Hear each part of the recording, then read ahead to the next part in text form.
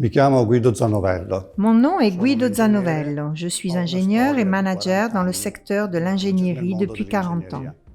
Depuis quelques années, j'ai adhéré à Lucide, une association d'entrepreneurs et de dirigeants qui mettent leur expérience et leurs compétences au service de projets sociaux. Le proprie conoscenze a servizio di progetti di interesse sociale.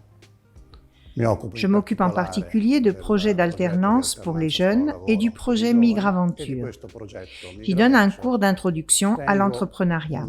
Dans ce cours, j'insiste particulièrement sur certains aspects, à mon avis, essentiels. Avant toute chose, un entrepreneur doit être conscient de l'importance de son rôle dans la société. L'entrepreneur crée des emplois et travailler nous permet non seulement de percevoir un salaire pour subvenir à nos besoins, mais aussi et surtout d'obtenir indépendance et dignité en tant qu'individu. Je m'occupe aussi de 3 aspects macroéconomiques que je considère fondamentaux dans le monde de l'économie globalisée et fortement influencée par les médias de masse. Le premier aspect est le suivant. Quand une entreprise veut vendre son produit, elle doit prendre les devants du marché. Elle doit sans cesse effectuer des analyses de marché, analyser la concurrence et le contexte afin de devancer et vaincre le marché. Second aspect important, quand une entreprise veut être compétitive, elle doit savoir optimiser les ressources qu'elle utilise et donc, avant de bloquer des capitaux avec l'achat du matériel, elle doit étudier les possibilités de location ou d'abonnement. Cela permettra en outre la création non pas d'une seule entreprise, mais d'un réseau. C'est notre objectif pour que les entreprises qui s'implantent dans les pays africains soient plus stables.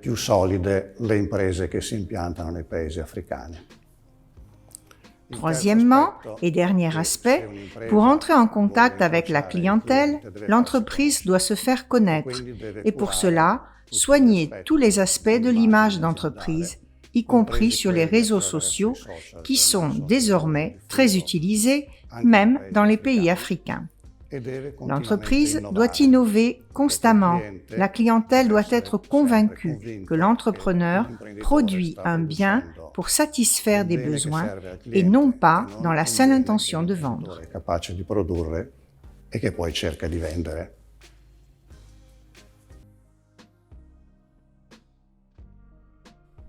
L'objectif de ce module est de fournir une brève description de l'entreprise et de son fonctionnement.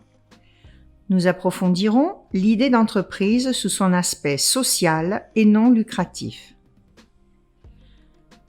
Nous nous pencherons sur les défis qu'un entrepreneur ou une entreprise doit affronter en soulignant les thèmes de la durabilité, du profit équitable et du capital humain. Nous découvrirons ensemble le modèle de la chaîne des valeurs et nous verrons quelles sont les mesures indispensables à prendre pour rendre notre entreprise compétitive. Nous analyserons les compétences qu'il faut posséder et les différentes structures qu'une entreprise peut assumer. Enfin, nous envisagerons pourquoi la réunion de plusieurs cultures dans une entreprise peut être avantageuse et créer de la valeur. Vous êtes prêts? Alors, c'est parti.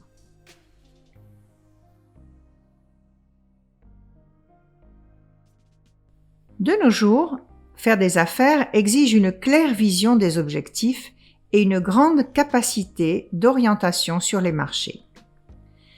Quels sont donc les objectifs d'une entreprise? La définition la plus classique d'une entreprise est la suivante. Une structure complexe destinée à produire des biens ou des services à travers l'investissement de ressources humaines, matérielles et financières en les transformant en un processus productif pour réaliser un profit équivalent à la différence entre les recettes et les coûts. Parallèlement aux traditionnelles entreprises à but lucratif, il existe des entreprises dites entreprises sociales qui ne correspondent pas exclusivement à la logique du profit, mais qui poursuivent aussi des objectifs de nature sociale. Dans une entreprise à but lucratif, les bénéfices sont répartis entre les associés. Dans les entreprises sociales, par contre, les gains sont destinés à des activités à caractère social ou à l'accroissement du patrimoine. Dans les deux types d'entreprises, toutefois, le caractère fondamental est la durabilité. Toute entreprise s'inspire à une vision et à une mission, les dites visions et missions d'entreprise. Ces idées n'ont rien à voir avec les objectifs de production. Elles concernent essentiellement les valeurs fondamentales et l'identité même de l'entreprise. La vision est une vision du futur que l'on veut contribuer à réaliser grâce à une entreprise. La mission, par contre, est étroitement liée au présent et elle représente les moyens et les instruments dont une entreprise se munit pour réaliser sa vision. L'entrepreneur ou l'entrepreneuse est donc une personne qui établit la mission de son entreprise et effectue des choix constants pour en garantir la durabilité. Cela sera possible grâce à l'emploi de stratégies pour l'amélioration de la production, à un choix judicieux des marchés, à un soin de l'image d'entreprise et grâce aussi à une organisation bien articulée de la production et de la distribution. Qu'il s'agisse d'une entreprise sociale ou à but lucratif, l'entrepreneur ou entrepreneuse est la personne qui assume le risque du résultat et qui garantit travail et bien-être à sa communauté.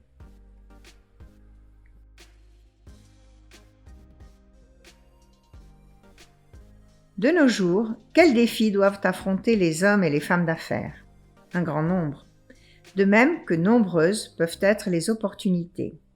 Les nouvelles technologies de communication, les moyens de transport modernes ont permis d'accéder à ce qui autrefois était distant en espace. Tout entrepreneur et toute entrepreneuse doit non seulement prendre en considération la viabilité de son activité, mais il doit aussi accorder une attention particulière au thème du développement durable et social. Voici certains aspects fondamentaux auxquels tu devras faire face. Avant tout, n'oublie pas que le marché, aujourd'hui, a pris des dimensions globales. Grâce à la modernisation des moyens de transport et aux transactions virtuelles, une entreprise trouve ses clients et ses fournisseurs dans le monde entier. En tant qu'entrepreneur ou entrepreneuse, tu peux choisir ou te procurer le meilleur matériel au moindre prix. Ton entreprise n'est plus étroitement liée au lieu physique où elle se trouve, mais elle devient mobile. Il te suffit de penser au commerce en ligne. Un autre élément clé est celui de la responsabilité sociale. En tant qu'homme ou femme d'affaires, tu as une grande responsabilité vis-à-vis de ta communauté. Des arguments tels que la santé, la sécurité des consommateurs et des travailleurs sont des éléments qui joueront sur la réputation de ton entreprise. Nombreuses sont les certifications dont ton entreprise peut se doter afin de prouver sa conformité à des mentions bien précises. Par exemple, les certifications alimentaires, environnementales ou de sécurité sur le lieu de travail. Autre aspect très important, celui du capital humain. Une entreprise est composée de machines, d'équipements, mais surtout de personnes. Le succès de ton entreprise dépendra pour beaucoup du personnel qui y travaille. C'est sa première carte de visite et elle contribuera vivement à sa renommée. Il est donc important de former et informer ton personnel, le stimuler et l'impliquer dans les objectifs de l'entreprise à travers une bonne politique de welfare d'entreprise, grâce à des primes, des modalités de partage des bénéfices ou des bonus de production. Un autre facteur à considérer est le rapport entre le capital risque et l'apport financier externe. Le capital risque est l'apport personnel que l'entrepreneur ou l'entrepreneuse investit pour créer son entreprise et la faire fonctionner. Par contre, l'apport financier externe proviendra de prêts auprès d'investisseurs ou de banques. De nos jours, les règles pour accéder au financement sont beaucoup plus contraignantes et cela peut être restrictif pour créer une entreprise. Un ultérieur élément clé à prendre en considération est le rôle central de votre savoir-faire d'entreprise, appelé aussi core business. L'entreprise doit se concentrer sur ce qu'elle sait faire de mieux, ce qui la différencie des autres, et s'efforcer de l'optimiser. S'appuyer sur des fournisseurs externes, des professionnels du secteur, pour externaliser tout ce qui ne fait pas partie de votre core business, comme par exemple la gestion administrative, le marketing ou la communication, pourrait être une bonne stratégie. Externaliser permet aussi aux autres entreprises de se spécialiser et d'offrir des produits ou des services toujours meilleurs, en renforçant ainsi un tissu entrepreneurial efficace et compétitif. Autre thème important, celui de l'innovation. Innover les produits, les services, l'offre, ainsi que les modes de production sera utile pour garantir la viabilité de votre entreprise. Investir en innovation signifie être toujours informé sur les modalités les plus efficaces, économiques, simples et attrayantes de faire des affaires. Dernier thème, mais non des moindres, le profit équitable. Une activité consacrée essentiellement à l'optimisation du profit ne favorise pas le bien-être de toute la communauté, mais de certaines personnes en particulier, et ce, pour un laps de temps restreint. Par contre, le profit qui engendre une valeur commune génère un bien social en augmentant de façon stratégique le pouvoir d'achat des consommateurs.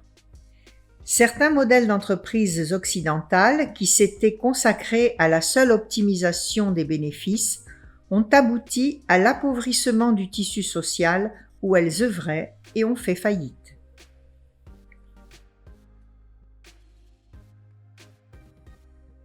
Sur le marché, les entreprises se retrouvent pour offrir aux clients un produit, un service, une idée ou un style de vie.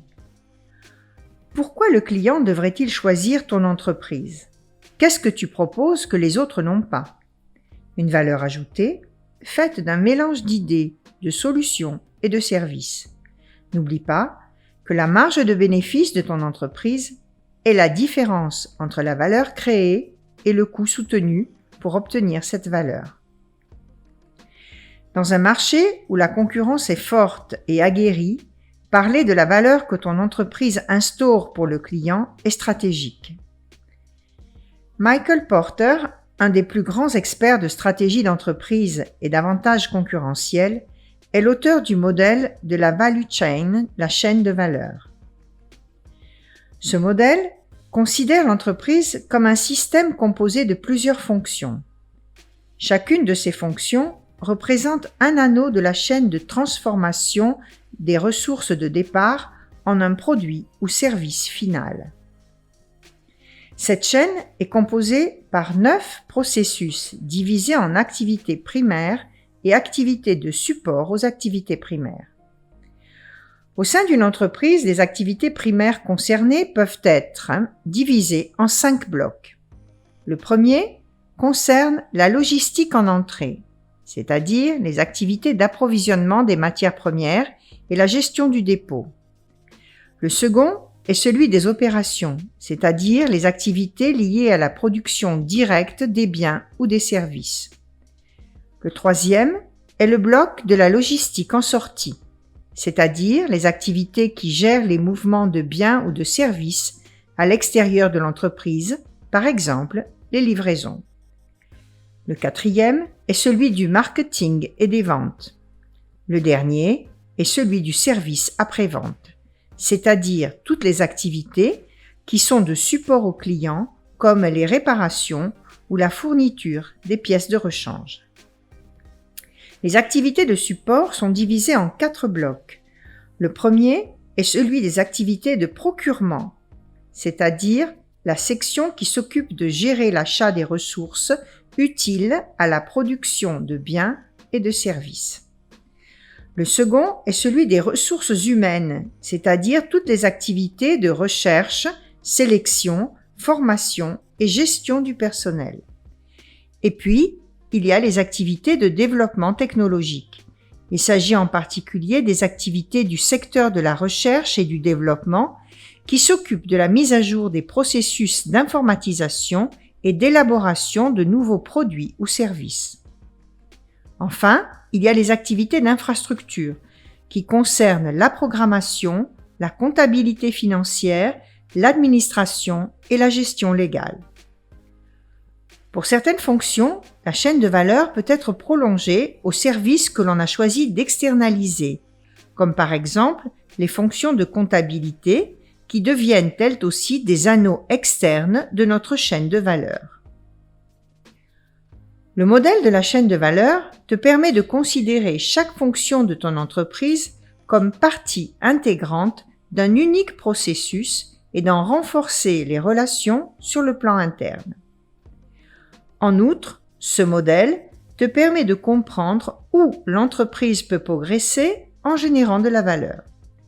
Ces fonctions, entre elles, devraient être simplifiées du point de vue bureaucratique et à même de communiquer rapidement pour trouver les solutions utiles aux éventuels problèmes internes et externes qui peuvent se présenter.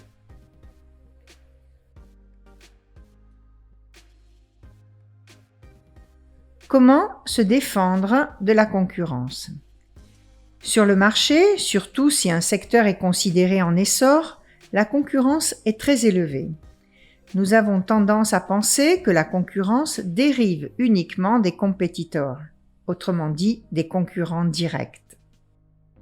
Le modèle de concurrence élargie de Porter montre au contraire comment la compétitivité au sein d'un secteur puisse dépendre de différents facteurs, les fameuses 5 forces de Porter, qui agissent de façon plus ou moins directe. Analysons-les ensemble. Comme nous le disions, il y a les concurrents directs, ce sont les personnes qui produisent des biens et des services semblables aux tiens à un prix identique. Ils représentent une menace réelle pour la rentabilité de ton entreprise et c'est la raison pour laquelle il est indispensable de bien les connaître et savoir quels sont les produits et les services qu'ils offrent et à quel prix.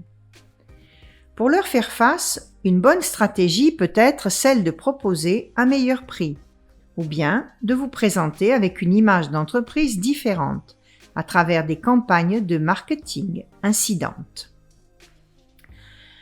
La seconde force est celle du pouvoir des fournisseurs, qui varie selon la variation de l'offre.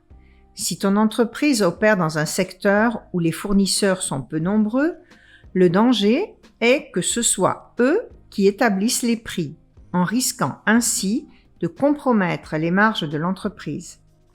Il est nécessaire de conserver une capacité contractuelle avec les fournisseurs et envisager la possibilité de les repérer à l'extérieur de la zone d'action afin de pouvoir négocier les meilleurs prix. Le client aussi joue un rôle important sur le marché, car il peut avoir un pouvoir contractuel considérable sur le prix final. Les clients habituels qui passent des commandes significatives parviennent facilement à obtenir des prix inférieurs à ceux du marché. Il est indispensable de diversifier ton portefeuille de clientèle et faire en sorte qu'il soit vaste. En aucun cas, ne dépendre de peu de clients en mesure de t'imposer les prix. La quatrième force de Porter est celle de la menace des produits de substitution. Il s'agit de produits qui ne sont pas équivalents à ceux que produit ton entreprise, mais qui peuvent facilement les substituer. La présence de ces biens sur le marché déterminera un plafond de marge réalisable. Dans ce cas, il faudra proposer un prix inférieur ou bien miser sur l'innovation pour offrir des services supplémentaires. Pour finir, il y a les nouveaux entrants.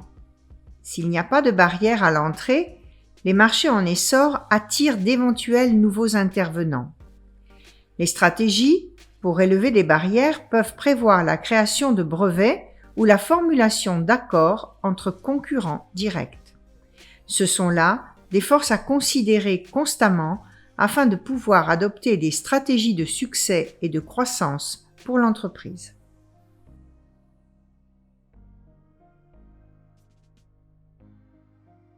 L'entrepreneur ou l'entrepreneuse est la personne qui, grâce à son ingéniosité et à son capital de risque, s'engage à créer une entreprise en répondant personnellement des gains et des pertes. C'est la personne qui, effectivement, met en jeu son capital. Cette figure diffère de celle du manager qui, au contraire, gère une partie ou la totalité de l'entreprise en assumant la responsabilité des résultats et des échecs, sans risquer son propre capital. Dans les petites entreprises, il est assez courant que ces deux figures coïncident, mais ce n'est pas toujours le cas. L'entrepreneur ou l'entrepreneuse doit avoir la capacité d'identifier les opportunités et de les exploiter à son avantage. Il ou elle est un leader qui mène les autres vers sa propre vision de l'entreprise. Voyons ensemble quelles sont les connaissances que tu dois posséder en tant qu'entrepreneur ou entrepreneuse et manager de ton entreprise. Avant toute chose, connaître ton produit et les méthodes de production. Puis, il te faut connaître le marché et ses différents acteurs, tes clients et les concurrents.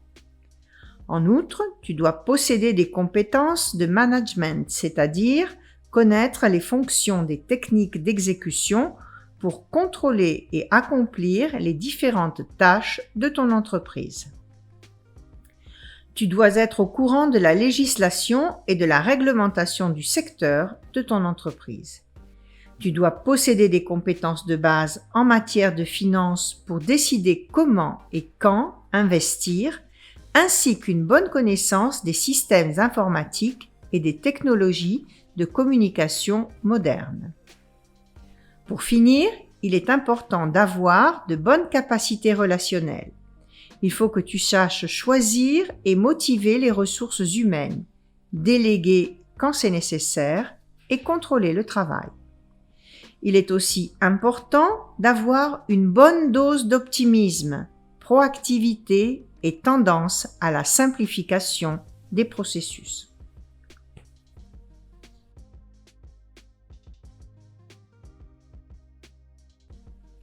Pour gérer une entreprise, il est essentiel de mettre en place un organigramme ou modèle d'entreprise qui définisse les tâches et les rôles.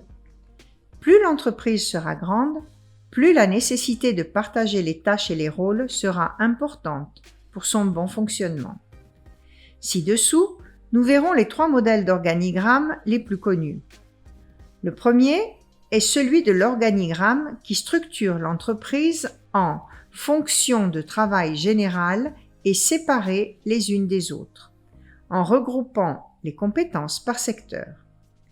C'est une structure particulièrement indiquée pour les petites entreprises qui produisent en grande quantité et à bas prix une gamme limitée de produits.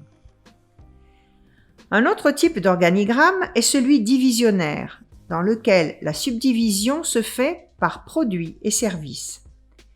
Chaque branche comprend des secteurs de production, vente et marketing. Ce type de structure est conseillé pour les entreprises plus grandes qui offrent une vaste gamme de produits et de services spécialisés et qui couvrent de larges espaces géographiques. Le dernier modèle est celui de l'organigramme de type matriciel. Cette configuration associe les caractéristiques des structures fonctionnelles et divisionnaires, en prévoyant une distribution des tâches tant par fonction que par secteur. Dans ce cas, les ressources travaillent à la fois pour une fonction, par exemple le marketing, et pour un directeur de produit. La structure de type matriciel est souvent adoptée par des sociétés de conseil ou des entreprises de construction.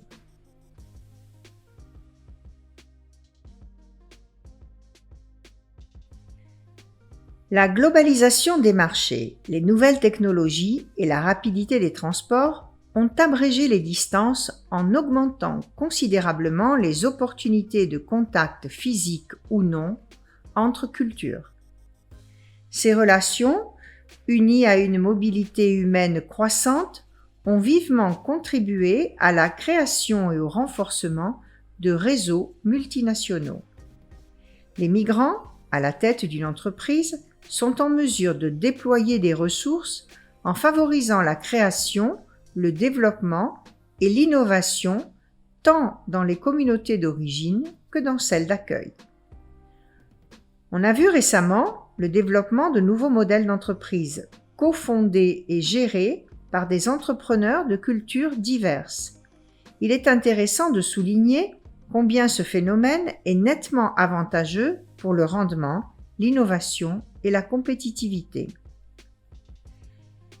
La rencontre de différentes cultures dans un contexte professionnel et créatif peut être bénéfique pour les partenaires en élargissant leur vision d'entreprise, en favorisant leur accès à de nouveaux marchés et en valorisant les réseaux multinationaux.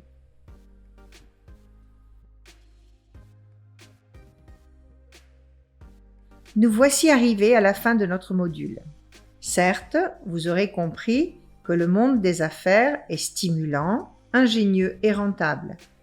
Mais ça exige de la perspective, de la préparation, de la persévérance, de la motivation, des capitaux et l'appui d'un réseau de connaissances. Avant de vous saluer, voici une brève récapitulation des idées clés de l'entreprise. Une entreprise peut avoir des finalités sociales ou de profit.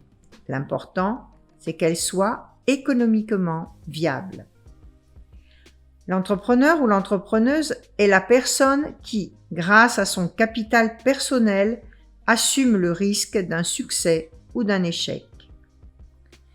Ils ou elles sont responsables de la communauté où l'on opère et du bien-être des personnes qui travaillent dans son entreprise. La durabilité sociale et environnementale est un élément clé pour le succès à long terme de toute entreprise. La valeur que l'entreprise produit représente le prix que le client est prêt à payer pour un produit ou un service malgré les concurrents présents sur le même marché. Les concurrents doivent être pris en considération et contrôlés au moyen de stratégies spécifiques. Chaque entreprise doit organiser la force de travail en fonction, division ou département. L'avantage d'une entreprise gérée par des personnes de diverses provenances culturelles est celui d'élaborer des produits originaux, d'accéder à de nouveaux marchés et à des réseaux multinationaux.